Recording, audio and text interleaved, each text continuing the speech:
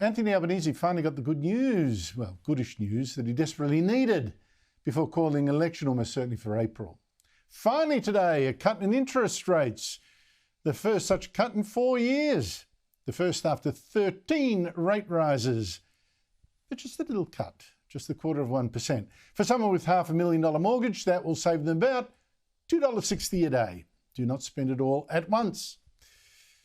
So obviously it's too little too late. And with the Reserve Bank governor actually warning, don't expect another for a long time yet. What are the chances the Reserve Bank is one and done when it comes to interest rate cuts? And today's cut could be the only one that we see. I couldn't say. What I would say is that the market is expecting quite a few more interest rate cuts till the middle of next year, about 3 more on top of this. Whether or not that eventuates is going to depend very much on the data. Our feeling at the moment is that that is far too confident that that's as many rate cuts as we'll be having.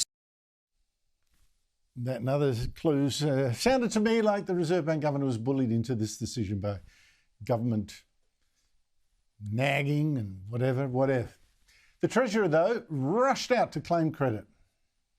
Under this Labor government, inflation is down, wages are up, unemployment is low, and now interest rates are falling as well. This is the soft landing that we have been planning for and preparing for, but we can't be complacent about the months and years ahead. They planned all this, but the opposition pointed out this was a little cut after a lot of pain.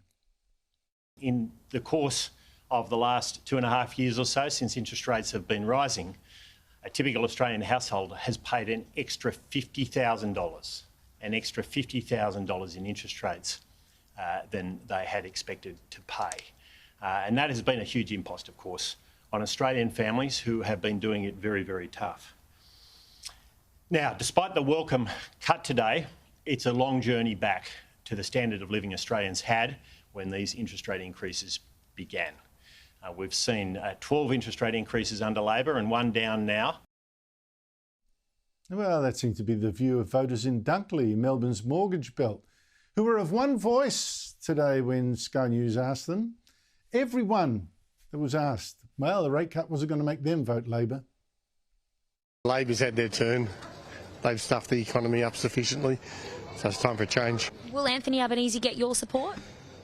No, but no, not this time. He did last time, not this time. Still for Albanese, this was the good news, the glimmer of it, that he needed to call an election to say, you know, look, I'm the guy that brings inflation down. So expect him to wait only a couple more weeks, I'd say, before calling an election for April, after the West Australian election is out of the way. Joining me is Mark Bouris. He's the founder of Wizard Home Loans, Australia's second largest non-bank mortgage lender, which he sold at quite a good price in 2004. Mark is now executive chairman of Yellow Brick Road. Mark Bouris, thank you so much for joining me. Treasurer Jim Chalmers was this afternoon congratulating himself. He said this little cut was all part of his plan. Is it a good plan? It was a good plan if we get a cut because of him, but it's not the reason why we've got a cut. He hasn't had anything to do with the cut. The cut has come about as a result of Australians restraining their spending habits as a result of higher interest rates. And that's pretty much a reflection of or response to the Reserve Bank's move. So I don't see which government, whether a state or federal government, has done anything to control inflation in this country. The inflation has been controlled in this country by virtue of consumers changing their spending behaviour. And certainly not governments controlling their spending behaviour. Mark, this did feel to me a little bit like the rate cut the Reserve Bank wasn't that sure about or felt compelled to give, not necessarily because of the evidence in front of it. I don't know, maybe I'm reading too much into it. But Michelle Bullock, the bank governor, did say the board had debated it and it wasn't sure there'd be more cuts for a while yet. What do you make of all that? Yeah, it seems to make sense because the trim mean rate, which is currently at 3.2%, that's the sort of underlying inflation rate, still isn't in the 2 to 3 zone where she would like to see it. It's travelling that direction. If you look at the December quarter trimmed mean or core inflation number, it was 0.5%. If you extrapolate that out for 12 months, in other words, multiply by 4, you'll take the view that core inflation is currently running at 2%. That's great.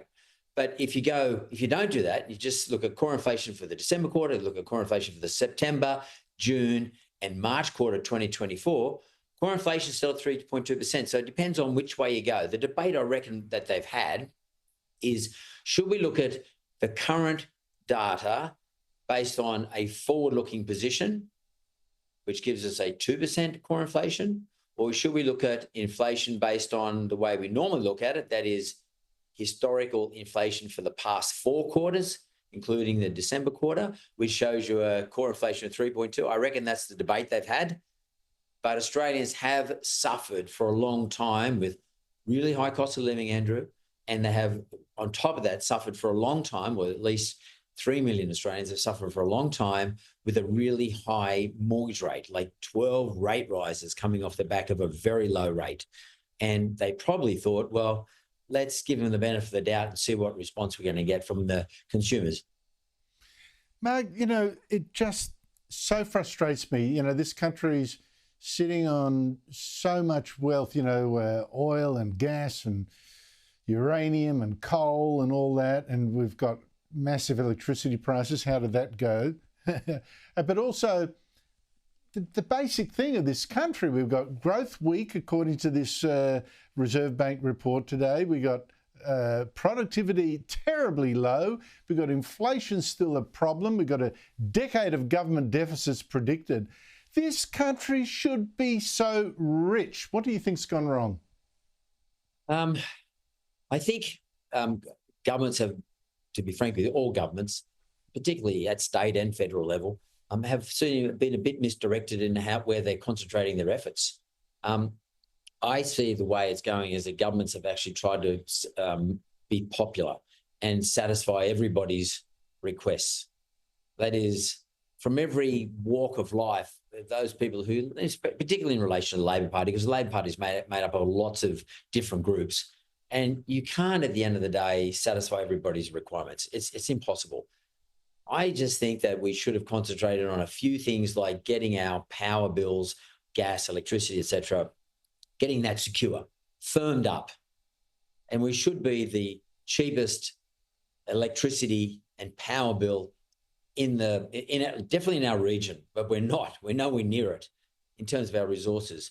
We are so resource rich when it comes to those types of items. Like, I know we got coal and I know we got gas, and we sort of not making use of those. We're not optimizing those because of some sort of other view on the world in relation to who we should be complying with and conforming to, as opposed to looking at what's the best for Australia. What's best for Australia should always be at the forefront of our minds as a government, I think. But I don't believe that has happened for the past 10 years. I do not, particularly in the last few years, we are not looking at what's best for Australia, as opposed to how do we fit into the rest of the world? What's best for Australia in terms of how we look relative to the rest of the world?